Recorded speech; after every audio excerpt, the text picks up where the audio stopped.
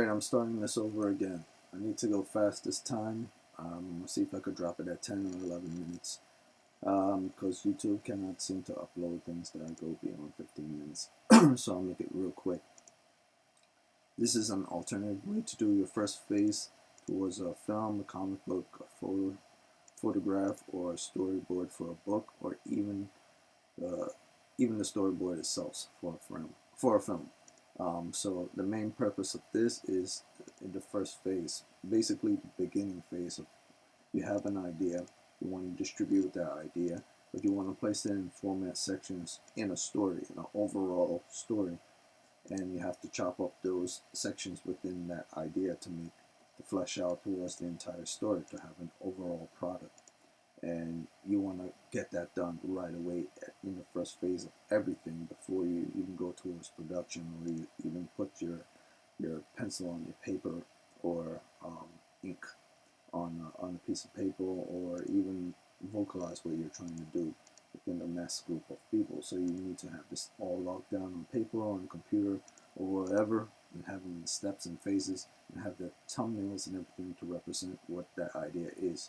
So let's say that your idea is like a salad bar, and I have it right here. So you start off fresh, you got a great idea, and you want to see things visually in print form. At the end, you want to see it visually before it goes to digital filming or just digital shots. And you need that idea salad bar for that. So before I get into idea salad bar, I'll just say one thing. This video is specifically made for myself, educational purpose. And it's also made for people who cannot hear. I mean, who cannot hear at all, but they can see, and you can see what I'm doing with my hands. So this is an alternative way to do a first phase towards whether it's a film, comic book, photograph, storyboard, book, or even a story. And then that is once you have a fresh idea and you want to see it visually print out towards the end, you want to see it visually before it goes to digital filming or just digital shots, you have the idea salad bar. What the idea salad bar is a hook. Well, the overall salad bar is your overall story, but in every overall story you need a hook, and the hook in here is like the red oranges. I mean, not the red oranges, the red tomatoes right here. Um, I think they're tomatoes. They look like peppers, but it's red peppers, red tomatoes. I think it's tomatoes. But what it is you have that there in your front section of your salad bar, so it could be visually appealing to your customers, your audience. And that's the first thing they see once they go inside a store, whether it's for clothing, whether it's something you're seeing in a movie. You want a good hook. You want something to pull them in. You're introducing them to the salad bar in the overall story itself. You have your intro. Then you have your hook, the product that's catching their eye within that salad bar, so on and so forth. It's the same thing like a movie, same thing like an art. So once you get that, you move forward. This means all salad bar or ideas has very many varieties of things happening all at once. It's up to you to take what you want from that idea that either hurts the overall salad bar or contributes to the overall salad bar. So that's up to you how you want certain things to be in your story. Right? When you flow from the beginning of the story to the end of the story. And then it's up to you to take it away or to leave it in at their specific sections if it works, if it doesn't work. But you must have the hook leading into the beginning, not the intro, but directly after the intro. So best way to do that is to have a timeline format. It could be a vertical or horizontal timeline format, but I choose to have a timeline format and horizontal and have it chronological, or you don't have to have it chronological, but you have to have it in a kind of a timeline format. I have mine in horizontal, going from left to right.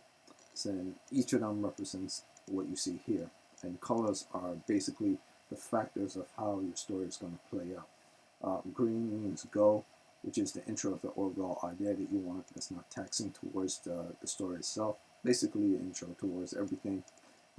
They see the overall thing, they see everything, it's not taxing towards them, they don't feel any way towards it, but you need something to hook them, to make them feel something towards it, and that's what you have here, red, something that's bright, something that represents that color, that's really appealing to the eyes and or appealing to the senses, whatever senses you're trying to attack or get them to pull them towards your interest, you use that. And then you have the first half of the story to reach the minor sections, the minor situations to slow down or speed up the story. This is basically what I like to call the steadfast story pacing. Everything flows in your nice little river. The river is not a raging river. It's just a nice flowing pace of water, going from left to right, right to left. Whichever the flow of the water is going at a very nice pace. Not slow, not too fast, just right. And that's how you want after your hook for everything to go just right. Not to keep staying in the hook form, but move from that to your good pacing, good steady pacing, good steady fast pacing, but not too fast. And then it goes to fast, which leads you goes from towards the zenith point in the story and the zenith point that arrives sometime after. That basically means that okay, so from your first half to the zenith point, um, situations are happening, and then in those situations they lead towards a hierarchy, and in the hierarchy, let's say uh, dinosaurs attack a camp or something, and then everyone has to shoot at the dinosaurs to stop them. And then people go missing at the same time. Now this person have to save this person, that person have to do this, and then recover from the death of this one, so on and so forth. That's in movie format. And then that leads from that situation to a cool down phase, which is your lead out, which slows down the pace of the action, but does not slow down the flow of the story. So you're leading them from some extreme situation, but you're not slowing down the overall story from the first half towards here. You're just slowing down the ingredients that's extremely included to spice things up, but you're not still slowing down the overall story in total. So it's the same way when you're drawing a comic book. It's the same way when you're doing a picture. It's the same way when you're taking a photograph. You have to figure out how you want to pace certain things. Now, moving on from that hook in that timeline and those story sections, you wanna. Here's a good example. I'll use this early example. Here's a hook example, just to have a hook example, not everything else. Here's a good hook example from the film 2001: Space Odyssey. Here, A Space Odyssey.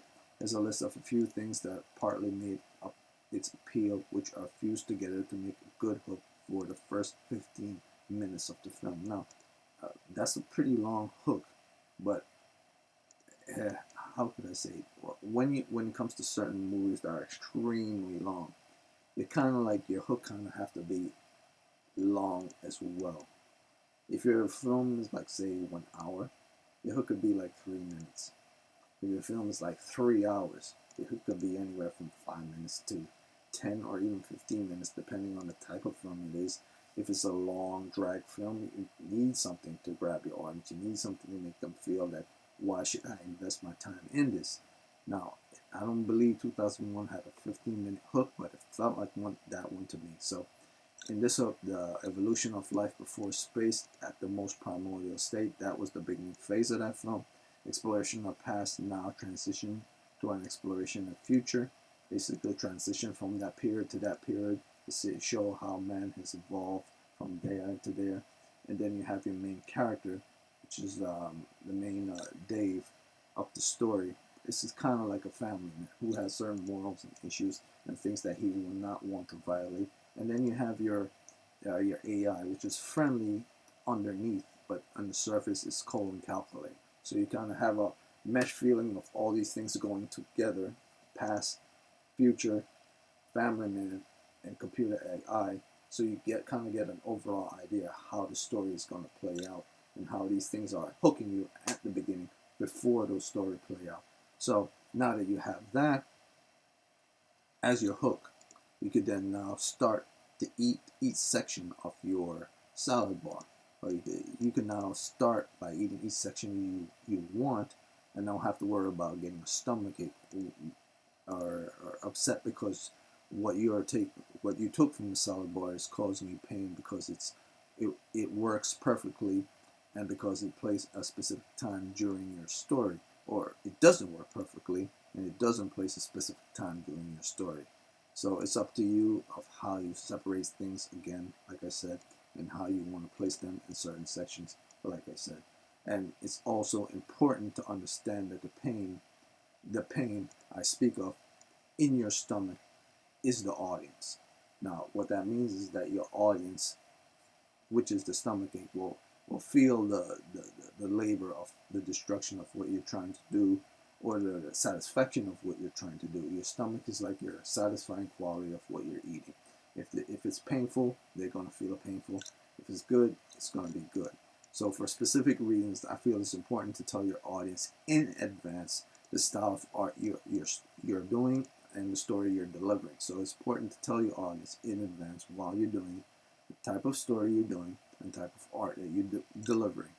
That way the audience isn't confused about what they're watching, nor can they compare your work to others who have different design styles and creative concepts. Because many times people compare one art to another art, or one movie standards to another movie standards. And if they're in a totally different genre, if they're doing something totally different, if they're unique and they have a different idea and perspective, and this is what the director or the artist or the photographer is trying to convey, it's important for you to state that so that people cannot say, well, this is like this person's stuff.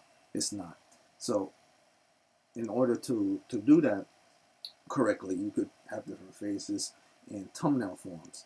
And you could create an ABC thumbnail, and in an ABC thumbnail, you have different characteristics of different things happening all at the same time. Let's say in A, you have a stories happening. In B, you have a stories happening. In C, you have a stories happening. Let's say a man is rising from the water at A. A giant bird is landing on the rocks at B. And a colonial rowboat is rowing from right to left at C. These can all be different ideas and different stories all happening at the same time within the image. Or it could be separate stories happening within that image. And you could dice them up and you could place them together. Or you could keep them separate. It really is up to you how you want to add and mix things. But you have to have thumbnails for your storyboard, your overall storyboard at each of their sections. Now that's it for this video, but it's important that I point out proportion, perspective, and placement, which must be held in place. Yeah, it's important to have proportion, it's important to have perspective, and it's important to have the placement. You have to have them placed correctly, you have to have them have proper perspective, and you have to have them have proper proportions in your thumbnail so that when you do your art, all this is set done and good, and you know exactly where certain things are supposed to be, and you know exactly where you want certain things to play out within your story, because you have the proportion, because you have the perspective, and you have the proper placement. Now, one way to do that is to have stock photos you use from online, and then use your Photoshop program. Another way is to take a picture of the location you're at, and then draw individual image into that photo on a piece of paper or on the photo itself where you want certain things to be placed, and then you get an idea from what you draw onto that photo or onto a piece of paper which is a rough representation of that photo where you want certain A's, B's, and C to be placed, but you already have the overall image of that location as your background, and you have certain images fused onto that to show you exactly what you want to see. So you can have those two together. Now, this is the end of this video. I've gone a little bit over 12 minutes. Someone say if YouTube is going to be generous to me. Otherwise, I'll have to do this again. But the next video will be on the light and shadows. And I'll do that another time. So if you were watching this, thank you for watching.